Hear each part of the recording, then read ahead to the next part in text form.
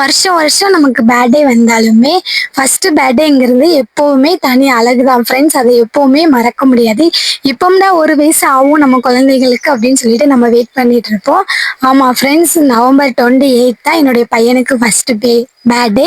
அதுக்கு நாங்கள் ஸ்டேட்டஸ் வச்சுருந்தோம், போஸ்ட் போட்டிருந்தோம். எல்லாருமே நிறைய பேர் எங்களுக்கு விஷ் பண்ணியிருந்தீங்க. எல்லாருக்குமே நாங்கள் தேங்க்ஸ் சொல்லியிருந்தோம்.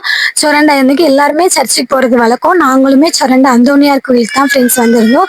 வந்துட்டு மாதா அம்மாட்ட எல்லாத்தையுமே பிளெஸ்ஸிங்ஸ் வாங்கிட்டு பார்த்தீங்கன்னா வீட்டுக்கு போகும்போது பிளாக் ஃபாரஸ்ட்ல கேக் தான் வாங்கியிருந்தோம்.